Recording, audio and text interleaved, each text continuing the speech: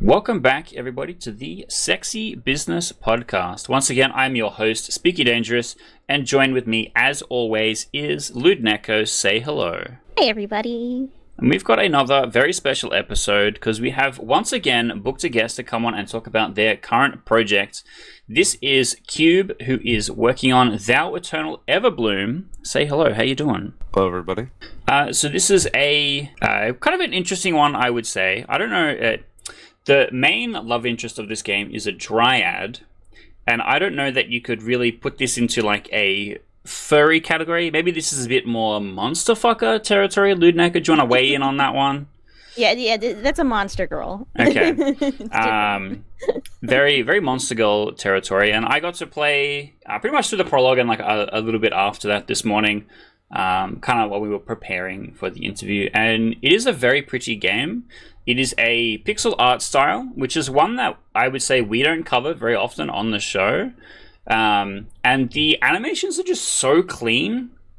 Even though pixel, is kind of regarded as a lower fidelity kind of art style, the way that the animations is able to give so much life into these things while they're moving, while the main character's running around, while the different characters are delivering dialogue and stuff like that, makes it feel really alive compared to a lot of the other stuff which we play, which is kind of mostly visual novel and adjacent, or like RPG Maker stuff more recently. And so this one really does feel very immersive as well, with how it's kind of opening up and you're kind of wandering around until eventually you kind of encounter our main love interest, the dryad, and then you're kind of sheltering her in your house and you're looking after her while your relationship slowly grows and blooms, let's say.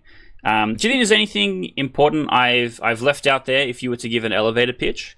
You got most of the part right. Okay. I don't quite agree with the monster fucker specifically for Rosette. Okay. I would say that there's also, while you didn't talk about the other love interests, that is the kind of the big aspect of the game. Okay, I didn't meet anyone else just yet, but so definitely let's run through how many people have I not encountered yet?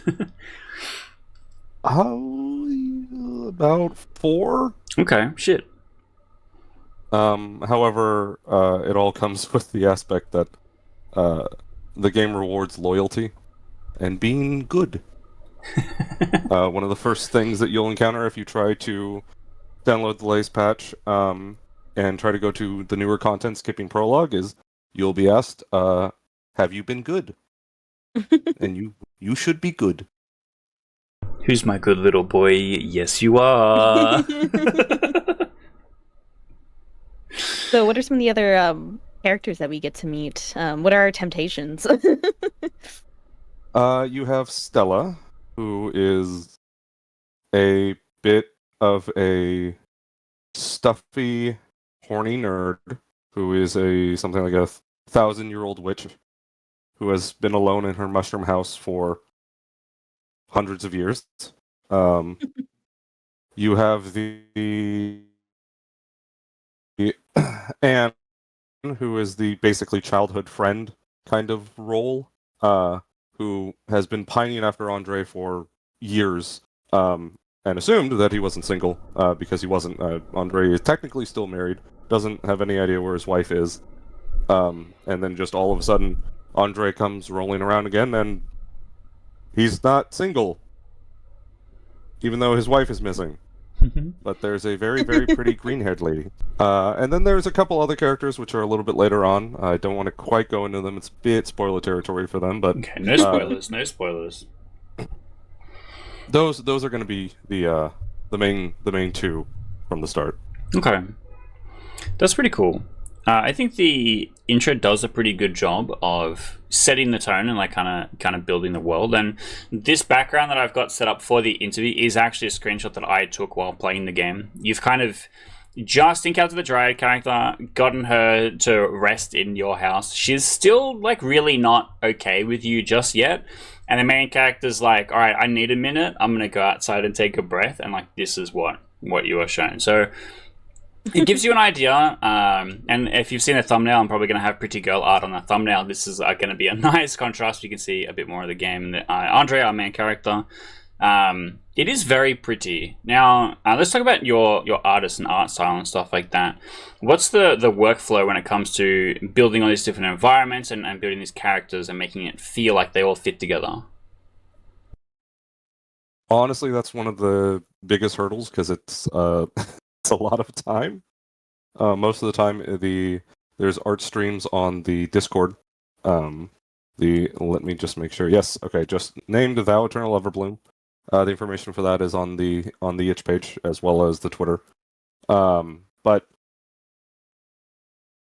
basically, we come up with an idea for what a location needs to be, and then usually do a little art stream, and then take suggestions on what to fill the area with. And yeah, it's sort of we take a lot of suggestions from the community to add a lot of atmosphere. Nice. Yeah, no, it sounds good. And I will say, I don't think we've talked about a lot of pixel art games, but pixel art games are actually like one of my favorites when it comes to NSFW. There's something almost more appealing in a strange way about the fact that like you're trying to make this kind of like seemingly less erotic art style into something that's really erotic. And I guess you don't see it as often. I feel like there used to be like a lot of like pixel games in like the lewd scene of like the 2010s, and it's kind of like gone out of fashion over time. And so it is really nice to see you taking it on. And the art for this game is really, really beautiful. It has such like a cozy, almost aesthetic of like a cozy game, lewd game in a way. Um, Though one thing that did interest me is, if you look at kind of the basic content and most of the aspects of this game, is that it's actually pretty like wholesome and romantic. And that's something that a lot of people do want from this scene, because there are a lot of loot games that go in the opposite direction, where they are very hardcore, very like non-consensual, dark, disturbing, all of that stuff, which can make people feel pretty icky. But you did mention that, there is this like morality system, and you've alluded to there being a very small percentage of the game that does deal with some pretty dark topics in a kind of like serious, like you've been a bad person sort of way. What sort of inspired you to decide to include like that kind of content instead of just making this like a straightforward, single path romance? So, to kind of connect two things, you had mentioned the pixel art and it being kind of an older thing. That is part of its connect. That it will have these darker tones. What like? Sorry, I'm trying to. It was on the tip of my tongue and now it's gone. Honestly, some of the inspiration comes from certain obscure video games. You can take the darker elements with the comfiness of something like Pathologic, if you know what that is. Russian development game where the game is teasing you with these darker elements while making fun of your inability to change the darker outcome. The morality system was sort of, like you said, there's a lot of games that are a lot more hardcore, and they don't focus on the coziness. So the idea here was to create something that gave you all the coziness, and then if you tried to break out of that a bit, it reminds you what kind of game it is. The choice is still yours, so feel free to go down that path, but I wouldn't suggest it.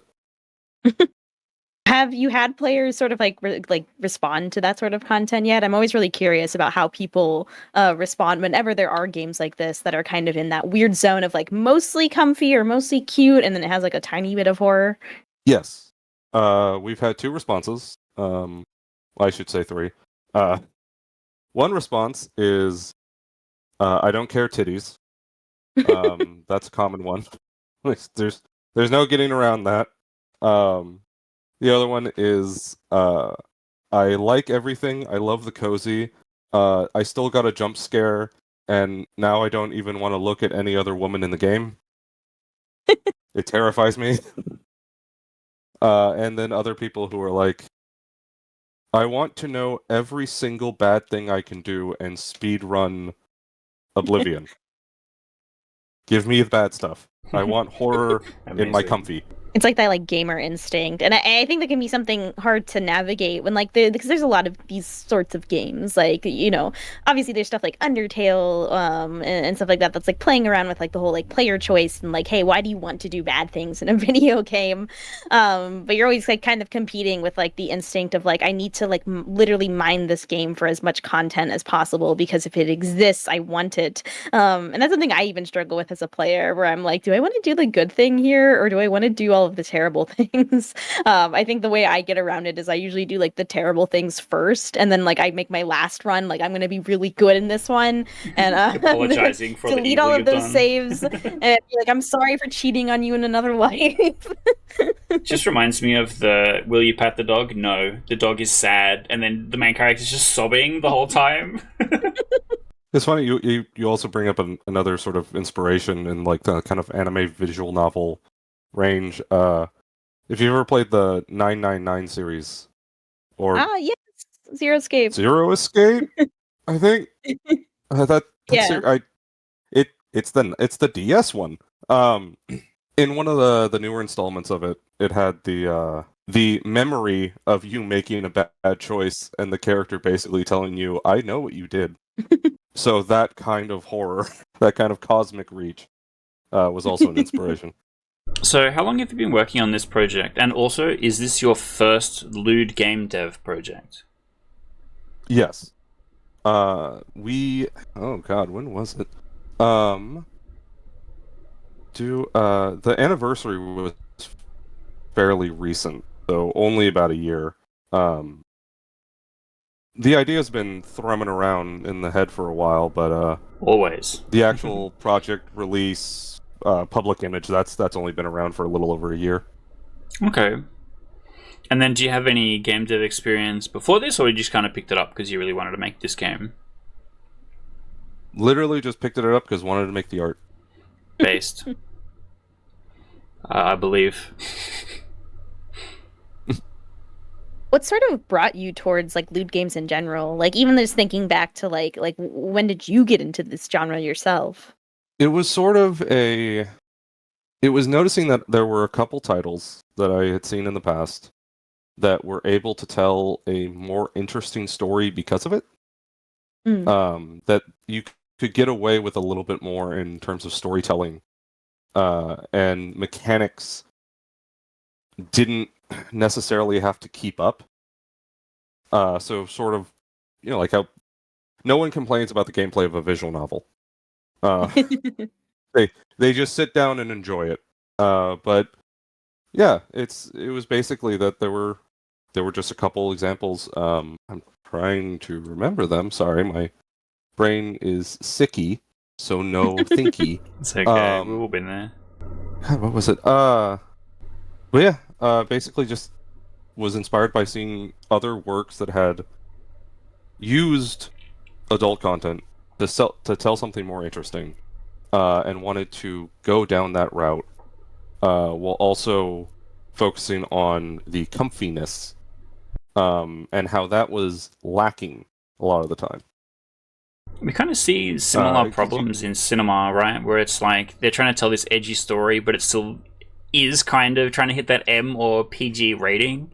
And it's like, we have suggested nudity or like borderline nudity, but because it's so sanitized, so tranquilized, it doesn't have the punch that they're trying to deliver with it. And I feel like games in the same way, especially in like AAA studio stuff, they're always trying to be, so polite and trying not to step on so many toes, but are still trying to like make big swings or whatever. But they're still really limited to how spooky your game content kind of can be. Whereas, and we were talking about this with Marcy as well, it's like a lot of horror kind of stuff and a lot of porn is kind of pushing those same boundaries where it lets you kind of have the ability to tell those more untold stories, let's say, and make bigger swings when it comes to storytelling or environments and traumas and all of that kind of stuff. I can actually give you an example. I just finally remembered it. A lot of the art that I grew up on was Ralph Bakshi, if you know who that is. cartoonist from the 70s. Let me think. American Pop. Fritz the Cat. Fritz the Cat. Yeah, okay. Yes. I've seen some of these. His name comes up a lot when it comes to censorship in media at the time. Yes. Fritz the Cat was one of the first movies that I watched where it made me really think about movies. And it was the first X-rated cartoon? I think so, yeah. Yeah, it was in defiance of the Code of Conduct Authority of whatever the hell they had it called at the time. This definitely a thing, if you are interested in said topic, it is worth going and having a big deep dive into, because the results of how that kind of thing has set the tone for what a lot of mainstream media is like nowadays. Yeah, absolutely. And I think we've sort of talked about this with a couple other devs too, where like, we've talked about how like inversely, violence is just like so accepted, especially in video games. I mean, like there was even like, I think an article I read a while back about how like, not Street Fighter. What's the really violent one? Mortal Kombat? Yeah, Mortal Kombat. Like there was like an article about how like the people who were like doing the animations, like the kill animations for Mortal Kombat, were like experiencing like a traumatic responses from like the footage and stuff they had to study to figure out how bodies break like that, basically.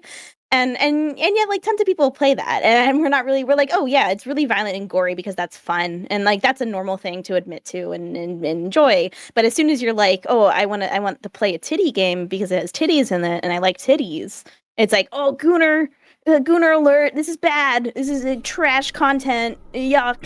And I think we're seeing that so much more lately. I hate the term gooner now just because it's kind of become this like puritanical term for like anything that has anything remotely sexual in it is gooner bait, and therefore even it is bad and non-standard women.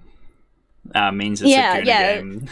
if she's not clothed from head to toe and completely androgynous, and there is so much that can be told by engaging with sexual themes, intimate themes, kink themes, and we've seen that in a lot of the games that we've talked about, or like even in your example, like this game I don't think would have the same punch to it literally if you took out the sexual content. If it was just all implied or off screen or whatever, it doesn't have that same like yucky feeling when you get the punishment of like, oh yeah, you got to see the titties, but at what cost? And inversely, it's like, when you're falling in love with this like fictional character, you're growing to love her or love the relationship between her and the main character, depending on how you play. It's like it's a normal thing to want to see them get intimate. Like that is a part of relationships, and it's quite silly that we're still so hung up on the fact that like people have sex. It's funny you bring up the removing it, because that was tried a couple times. Not in any way to like changing the shape of moving forward, but it was played around with having a non-porn version of the game. They didn't do well, and it's like I brought up earlier. That a lot of the aspects stopped fitting together, and it just becomes mechanically uninteresting. Yeah, I mean, that was the original Steam adult game release strategy, where you had to get the special patch or the special DLC that enabled all of the horny content. And I think at the time that was like a fun compromise where it meant that we got to have something. But I think now, especially when Steam is a lot more lenient with the kind of content you can put on the platform, that you can just kind of like really lean into it. And we see it a lot with AI slop games now, where literally the title is the list of kinks that you will experience in the game. Just absolutely no candor whatsoever. That sometimes that this is your greatest marketing asset, where you go, well, yes, this is actually the thing that we're all about. I think that your game in particular does a good job of, having these kind of more interesting moments, because it has that more lewd content, and it allows you to feel like you are able to connect with the characters more because you have access to that kind of thing. Would you say? Yeah. And in the same way, with the horror element, recently I played through Resident Evil 9, and there were some aspects where, no spoilers, but a couple instances of just you running, and it wasn't scary anymore. Because I just looked at the game mechanically, and it was just scary. And not Thou Eternal Everbloom isn't just filled with jump scares, but the mix of the two is what makes both of their aspects more impactful and actually something that you're going to be scared by or need comfort from. You had mentioned earlier the Mortal Kombat and the violence. There is an aspect a little bit later on in Thou that got a little weird on that part. Interesting. And needed to watch some videos for some research purposes, and it was uncomfortable. No spoilers, but yeah. Yeah, we had a moment An ominous previously, warning. on the show that was kind of like that with Cyan Capsule's game, My Pig Princess, where it's really fluffy and cute the entire time, and then it randomly has a mini game where two big dudes get in a fight and one of them gets a cut, and you have to clean the wound and stitch it up and then bandage it, which feels like really outside of the kind of the vibe that the game is portraying up until that point. So it kind of really fucking, hit me for six, to be an Australian for a moment. Whereas I feel like, 'cause in that moment, what it's doing is saying, hey, you are caring for this person. This is something that you're able to give to them as a gift, right? But what the game is delivering to you as the player is like, ew, icky, I don't want to look at this, right? And I feel like that stuff still kind of has value, especially compared to like the bullshit action movie thing where the guy is like, ooh, that stings kind of shit, where it's like you actually are doing the thing, like you the person watching have to actually make sure that like good job is done, so I feel like a lot of that kind of stuff really can serve a purpose in the same ways that you're cooking for someone, is that I am providing for you this thing that will make you feel safe and together and stuff like that. Yeah, absolutely. So moving on to kind of like the I was gonna suggest because you've talked a lot about like the game and some of its themes and stuff. But I am kind of interested in like the more businessy aspects of this. Especially since this is one that is you've been working on for about a year. It's relatively like earlier in production and things like that. And so I am kind of curious as to like what are like the long term sort of like dreams and goals like you have for this game. So for this game in particular, going to say it plainly and outright, it is free. It will always be free. Any of the paid content that's on Patreon is early access and some debugging tools to get to where you want to go a little bit faster. And we, live and breathe and die on the Patreon. So it's more or less trying to get the story out there as much as we can, doing things like this, which is a very wonderful situation. Thank you very much. But yeah, I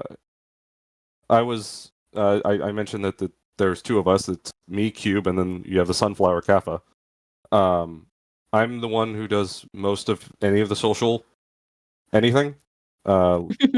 Learning Twitter, learning Blue Sky, interacting with the Discord more, and then just following trends on social media and then trying to mimic them to just get more and more publicity and just getting the game further out there, with the secondary plan of another project that is semi in the works.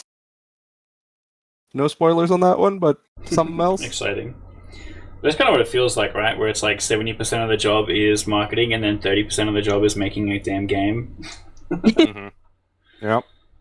So I do feel you on that one. And the Patreon model really does seem to feel like currently what is the kind of the best way to do it, because whether or not you're selling a game, I think changes a lot the relationship with the customer, whereas people coming to your Patreon and going, yes, I want to spend money to, help you make the game, is a very different relationship than someone bought it on Steam on sale and they're like, you know what, this thing sucks. I hate you.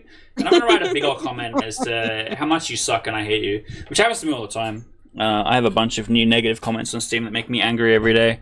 And you just kind of have to deal with that and then just focus on the people that do actually like it and do hang out on the Patreon and are chatting in the Discord. And, you know, so it's like, shout out to those homies. Like, that's the guy I'm making the game for, kind of a thing. And then the more people that are exposed to your game or find it on Twitter or see it on the podcast and stuff like that have the opportunity to go, wow, actually that does sound like something I would really like. I get to go and check it out for free. They then fall in love with the game after playing it for several hours or whatever, and they go, you know what, I do want to put money on the Patreon, because if there was no money going to the dev team, then the game would cease to exist, and that would make me sad. And I think that has become probably the most popular method of keeping the indie dev dream alive.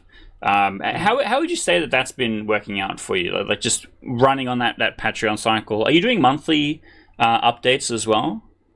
Yes, there is an update to the game every month. Okay. And it's on basically just the cycle of this month is, you know, the latest release, and then this month is also the public release of the previous update of last month. So there's always going to be update every single month. Sometimes they're a little bit smaller, but usually it's a focus on story to at least add a little bit more content, and then a lot of hair pulling to try to find every single bug. We recently had kind of a situation of just basically finding out that, hey, it doesn't work on every phone. Oh, yeah. And we just need to be honest about that. Yeah, we have an Android update, which is basically, I hope this works for you, and if not, suck shit. I never wanted to do this in the first place. Please don't complain. Unfortunately, because we only released an Android update like many years into development, and it's kicking and screaming, and now I reluctantly update it with the Android update. It takes about an hour to render out the mobile build and about 4 minutes to render out the PC and Mac build at the same time. So literally every part of the process is a fucking nightmare, and I hate it. So people complain about the mobile build, that's whatever, go away, I don't care. Yeah, I've had many a nights hair pulling with Kaffa where just I'm just speed running, playtesting, and then just, oh hey, there's a bug. He's like, no, there's not. I'm like, there is. I took a screenshot. He sits there, fixes it, keep going. Hey, I found another one. And he's like, okay, I quit. I hate you. Yeah. Games are stupid. Hey, last month's release for my main game, I misspelled the word menu, which has 4 letters, as we all know, I think. And it wasn't caught by any of the debugging tools, or like a Vampire would just naturally crash if you have something that doesn't work properly. None of that. It rendered out fine. It was uploaded. And then so all of the new month's content was inaccessible, because when you bumped up against the thing that would move you onto the path, you could see the new content, it would error, and then if you skip past the error, it would skip past the ability to move on to that path. So it was completely inaccessible. A whole month's work. It's just basically ruined until I had, fixed it and re-uploaded it. And you go back and you're like, wow, that was the thing? That really? Spell check would have solved this problem or whatever. So I feel it happens all the time, and sometimes you just feel really stupid doing it, but that's kind of game design where you're just brick by brick building the whole thing, and then it's really hard to go back and change stuff. You're always so, forward focused with what's going on. But we are kind of getting towards the end of the episode, which means we get to ask you Neko's favorite question. Do you want to take it away? Who is your favorite husbando and or waifu? Okay, well, husbando, I'll just answer because that one's quick and easy. Even though known as best girl, that is Speedwagon. Okay. But Based? for waifu, I'll go for my honest and true answer, which is Ryoko from Tenchi Muyo. Oh, nice. Classic.